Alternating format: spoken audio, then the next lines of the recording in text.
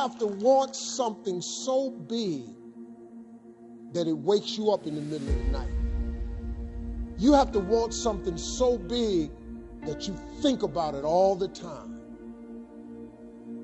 No matter what happens to you, it ain't over. It ain't over. Ain't no such a thing as over. As long as God wakes you up, that means he ain't through with you yet. You got a shot to correct it and get it right. Even when you lose, it's okay to lose, but you can't never get comfortable with it. If you complain about not having work-life balance, spend more time on vacationing and your family. It's super simple. Let your actions dictate instead of sitting there and feeling like you're not in control. And why? Because as Malcolm X said, the future belongs to those who prepare for it today. So if you don't put the work in today, if you don't do the unending, back-breaking work of developing yourself into something greater, the world is going to pass you by. The truth is that you are going to suffer. But the way to deal with suffering is accepting that suffering and then recognizing that it is suffering, accepting it, and then letting it sort of have its say, and then moving on. As long as I enjoy what I'm doing, I train hard, I have no regrets, and all I can do is give my best, then it's going to be fine, regardless of the outcome. It's important for me to actually hear criticism sometimes, you know, because I think that's what makes me a better player. And if you getting up going to work on a job every day that you hate going to, that ain't living, man. You just existed. At one point in time, you ought to see what living's like. But the only way to see what living like, you gotta jump. There are moments when you're going to doubt yourself. I say, God, why is this happening to me? I'm just trying to take care of my children and my mother. I'm not trying to steal or rob from anybody. Why did this have to happen to me? For those of you that have experienced some hardships, don't give up on your dream. This walk is hard, but the hardest walks lead to the greatest destinations. The toughest climbs always lead to the best views. It will be worth it in the end.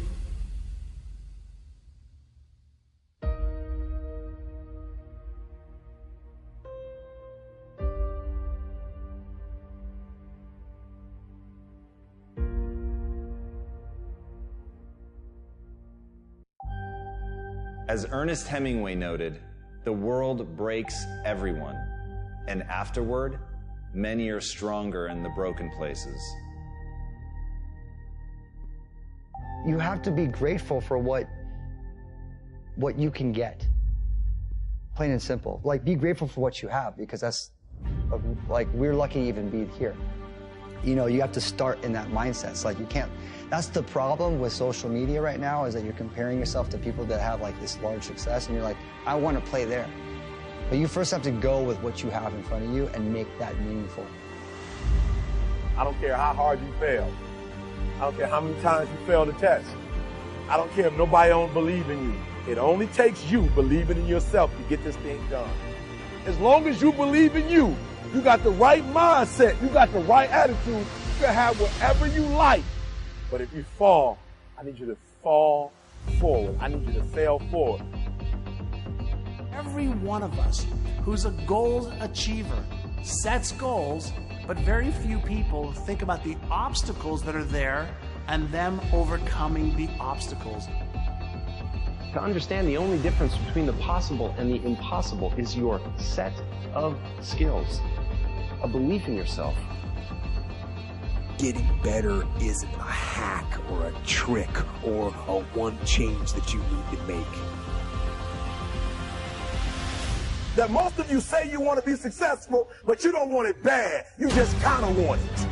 You don't want it badder than you want to party. You don't want it as much as you want to be cool. Most of you don't want success as much as you want to sleep. We all have things that we're believing for, dreams that we want to accomplish, problems we're hoping will turn around. Maybe it's to see our family restored, to lose some weight, to break an addiction, to start our own business.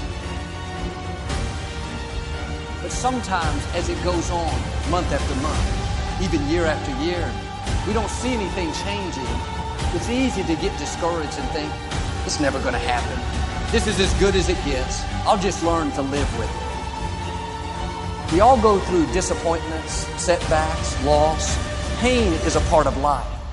It's easy to get discouraged, even bitter. Think, why is this happening to me? But my question is, why isn't everyone?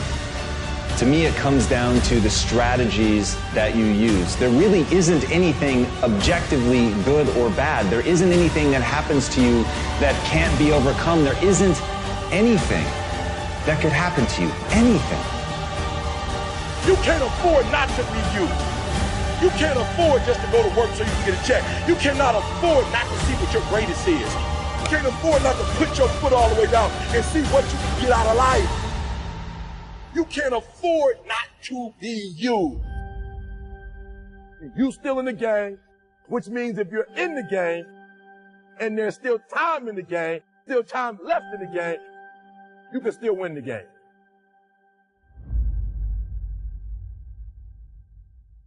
Giving up your personal history. And I learned it from a man named Carlos Castaneda, who once said that one day, he said, I finally realized that I no longer needed a personal history. And just like drinking, he said, I gave it up. And that, and only that, has made all the difference in the world. You know the nice thing about giving up your personal history? Is that if you don't have a story, you don't have to live up to it.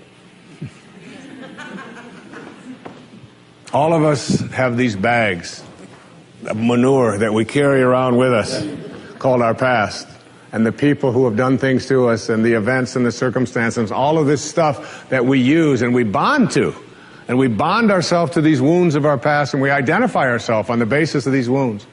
And every once in a while we set it down and we reach in there and we smear it all over ourselves, and then we wonder, why does my life smell so bad? I don't understand this. When in fact, the now, this moment, merging yourself into the now, means that you may have been in a relationship. I had a woman from Holland who came over to see me, whose husband had left her after 25 years. She had 4 children, and she just had been on the verge of suicide. And she was losing weight, and she was depressed, and she was taking all kinds of drugs for it, and she was getting sicker and sicker because she just couldn't get over it. And she came to a book signing that I was doing at a bookstore down in Florida. And she said, you've got to say something to me. You've got to say something to me that will help me to get over this. And I told her this line. I said, give up your personal history. Merge yourself here, now, into this moment. And those 25 years are something, if you want to understand how to do it, think of your past as, oh, this hat. And this is your past. Now, you can't just set this thing down over here and walk away from it and give up your personal history, because you'll always have it there to look back at. What you do is you pick up your past and you embrace it. You understand it, you accept it as, I had to go through these things that I had to go through in order for me to get to this place today, and the evidence for that is that I did. You don't need any more evidence. You did.